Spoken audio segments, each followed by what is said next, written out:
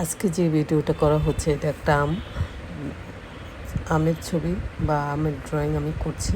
প্রথমে আমি ড্রয়িংটা করে নিচ্ছি, তারপর আমি করবো, কালার করবো না, পেন্সিল স্কেচ করবো। দেখুন ড্রয়িংটা করা হয়ে গেল, মোটামুটি করা শেষ হয়েছে। এখন আমের ড্রয়িংটা করা শেষ হয়েছে, তারপর বটু, পাতা, ডাল দিয়ে দেবো। এভাবে ডাল দিয়ে দিচ্ছি।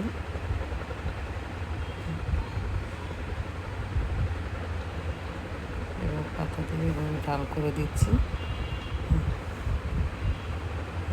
এখন ডালটা দিয়ে দিচ্ছি, এভাবে টেনে টেনে দেওয়া হচ্ছে।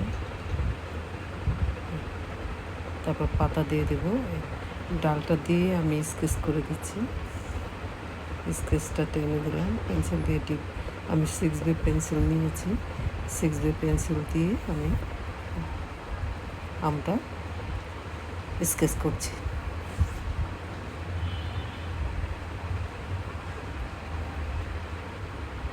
এভাবে টেনে টেনে দেওয়া হচ্ছে। এবং আস্তে আস্তে করে টেনে দিচ্ছি। এখন তো গ্রীষ্মকালে আর কিছুদিন পরে আম পাকবে। আম ফলটা সবারই পছন্দের একটা ফল, সবাই পছন্দ করে আম খেতে। এবং আমের কালারগুলো তো অনেক সুন্দর। আমার কাছে আম খাওয়াচ্ছে দেখতেই ভালো লাগে, কারণ আমের যে অনেকগুলো কালার থাকে, কিছু কিছু আমের অনেক ব্রাইট কালার থাকে, যেমন ইন্ডিয়ান, বাংলাদেশি আমগুলোর মধ্যেও মাঝে মাঝে অনেক সুন্দর সুন্দর কালার থাকে। আবার আম সবারই পছন্দের একটা ফল। আমারও সব ফলের চেয়ে আমটা আমার কাছে ভালো লাগে। এই জন্য আমার আম ড্রয়িং করতেও ভালো লাগে, যেহেতু আমি ফলটা পছন্দ করি। এই জন্য এই ফলটা আঁকতেও আমার ভালো লাগে।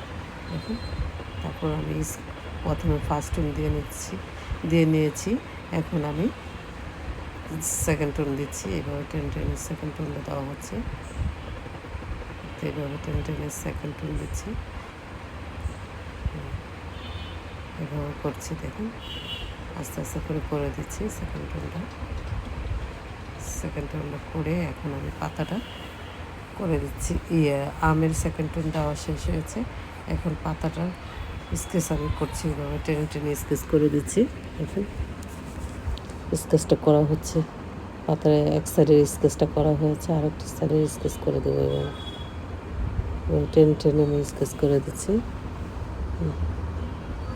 এইভাবে করা হয়েছে, আস্তে আস্তে করে দিচ্ছি। এখন আমি ডিপ করে দিব, আবার স্কেচগুলো আরও ডিপ করা হবে। হয়ে গেলে